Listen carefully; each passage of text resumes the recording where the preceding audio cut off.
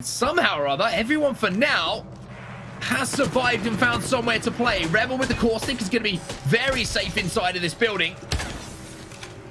As the teams fight for Rebel now, it's about finding that opening to move outside when the other engagements are going down. I think the biggest surprise for me was how Kungarna have been able to so easily get into this circle, but both MajorPushers and Kungarna on the outside, Rebel on the inside at the moment, as well as Na'Vi just above them. But they're all going to have to fight in around 20 seconds or so, and it is not going to be pretty on set.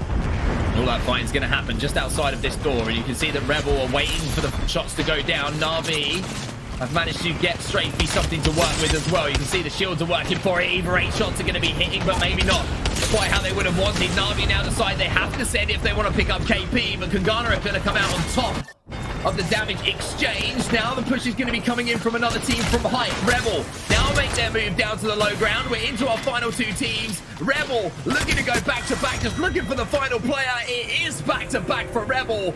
Game 1 goes to Rebel. Game 2 goes to Rebel. We asked about consistency. They're giving us the answers. Dungeon Masters, who have been or to say the least in the first 3 games of today, have finally woken up in the second half. Into the top 4. 2 kills to Plushka as well. Grenade's going to be going down, trying to force that team out from behind those barrels. Ooh. Big damage. And now it is time to go. Jumping through the gas, jumping into KP. It's simple as that. If you can land those big nades on teams that don't have the amount of cover to play, that's almost guaranteed. Easy points for them. TD on the receiving end.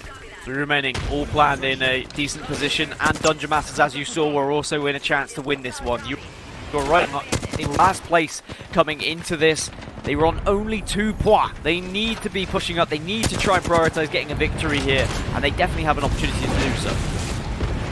Defensive bombardment going down, but it's not going to be a problem here for AllPlanned as they play inside of that bubble. The Valkyrie's just teasing them at the moment, just hovering over the top of it where they can't connect with those Peacekeeper shots. They're going to have to retreat.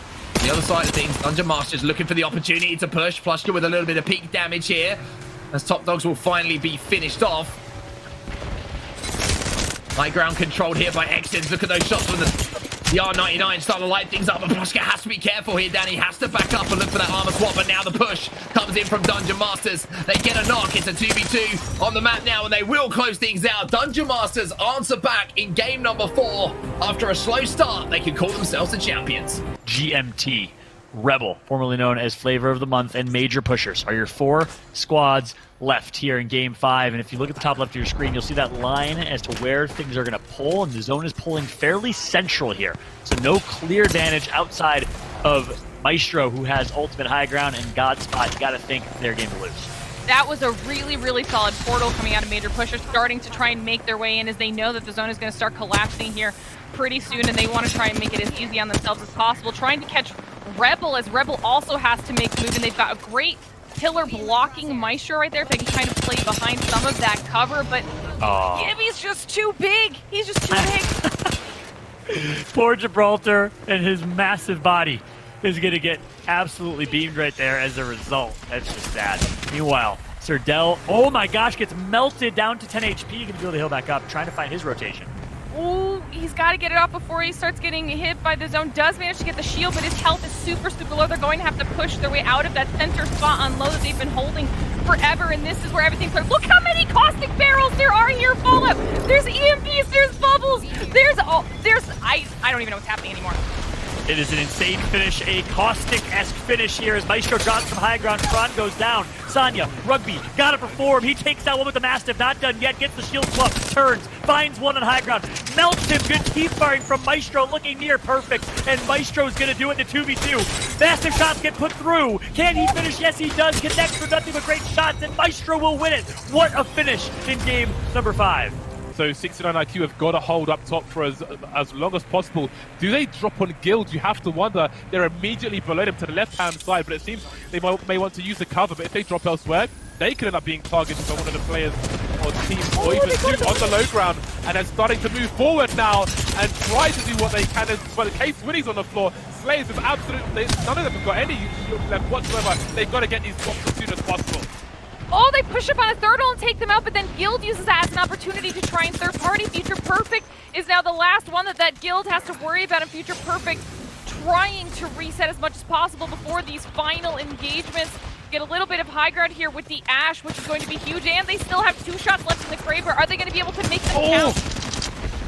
It's going to be so hard to get it off because he's got about 10 HP and no shields, no time trying to pop the bat. He's got a teammate on point in front of him, which maybe gives him some space to do that. It's going to be really crucial. He's got his crypto to at least try and spot and pick where people are. He's got his hands and knees, but look at the high ground here. 69 IQ still up top. The shotguns are ready. The reload coming through. Surely they capitalize on this, but it's down to Smeggy now, and it's going to be future perfect to take the 3rd game. But Alliance now trying to move up, trying to stop bullying some of these teams that are in front of them. Yeah, and keep in mind, Haki's always has his portal in these situations too, just in case you need it.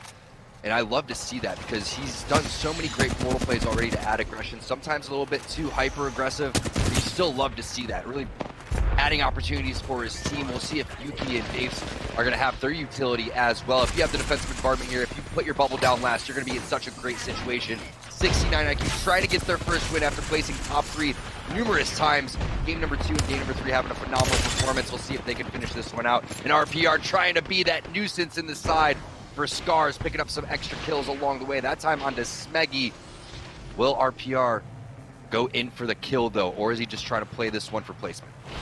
Not just placement, not just kills, excuse me, but placement's gained as well with that knock.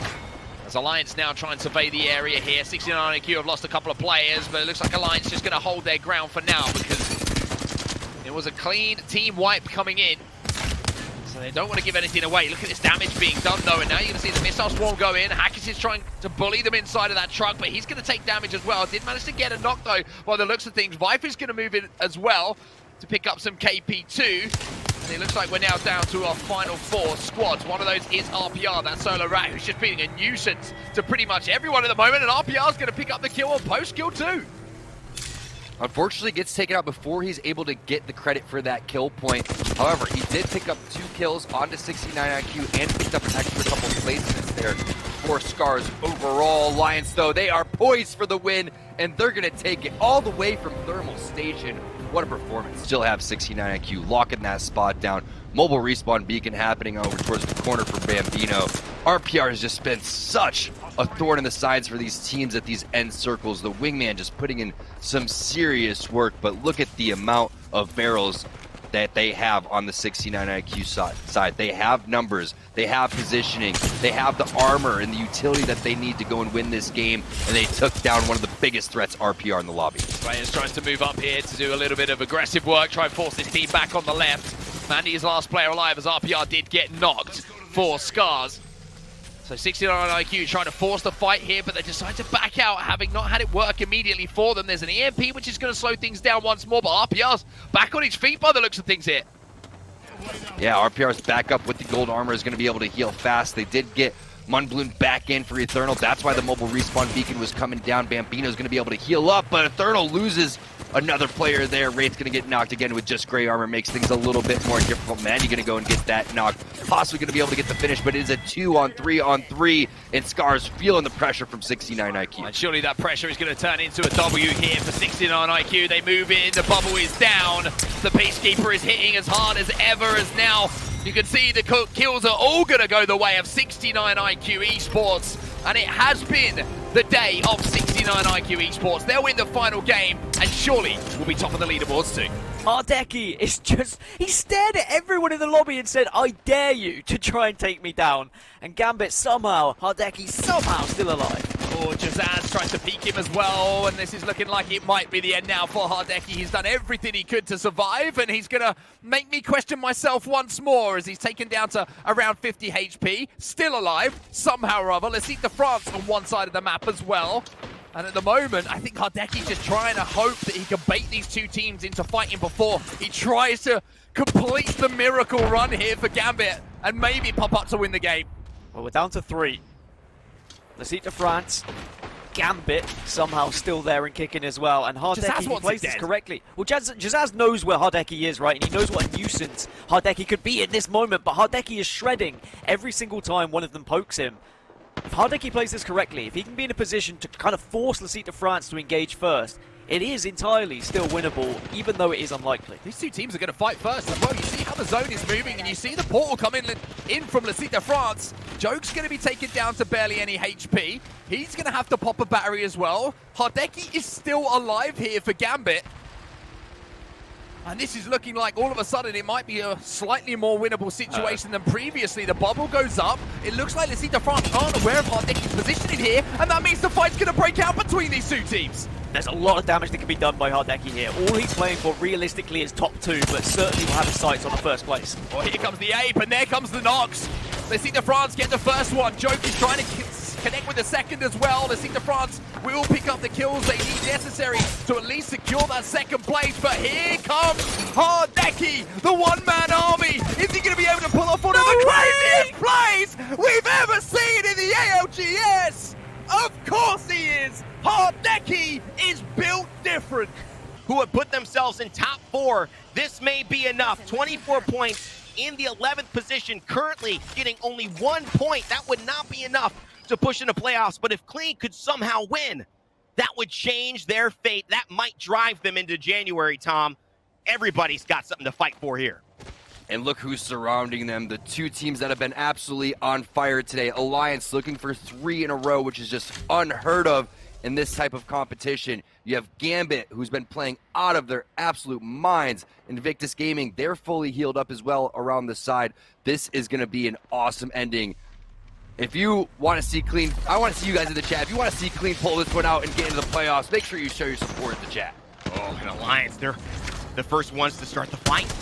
Alliance may just have to pull, but it's going to be IG who goes against Alliance. They say we've been fighting all game long. It's time to end the fight, and we'll let you know we own this place. And IG doing everything they can to submit and back up their words with peacekeeper shots. There's not much more of an emphatic statement you can make, and Bryn knows how to make it with the Mastiff. He hits the headshot. He gets down, though, by Alliance, and so it's still Vice fighting it for Bryn. He's going to have to clutch it up. Big PK into the void, and he's just buying time, and it's perfect. You know, when it's done, Tom, it's opened up room for Clean. Unlucky G-Dolphin and Nags. Could they do it? The Cinderella story to get in the playoffs. It's Clean versus Alliance. It's going to be a 3v2. Clean, can they take fate into their own hands, put themselves into the playoffs? Oh, Clean does it.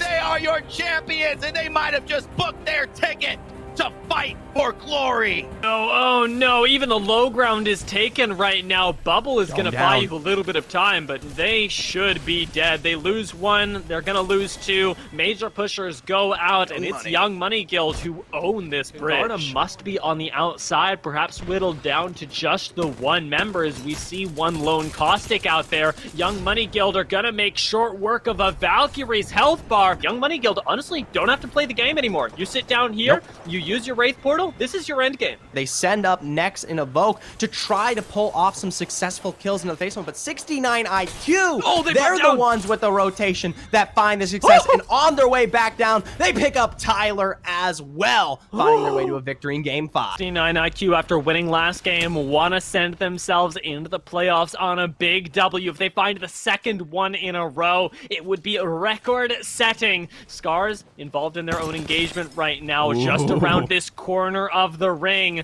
Are playing with a wall as thin as paper, but seem to be making it work. Up here is a really nice angle found by Tai Chi. Ends up turning into what should be a wipe. ASCII goes down, Robin goes out, and SCARZ win a 3v3. SCARZ still hanging out on the outside. They watch 69 IQ fall. 6 squads remain, and they need to be the ones to whittle this down. Nice. Dome does get 789 at least down to the low ground relatively safety. Will SCARZ go on the hunt for a few more kills? They're going to find them on solo queue. Goats cleaning them up. 789 end up going down. We're down to our top 2 squads, and it's Myztro coming in to finish this one off. SCARZ are on the back foot, and Myztro swoop in from the side. Uno reverse SCARZ and take the game.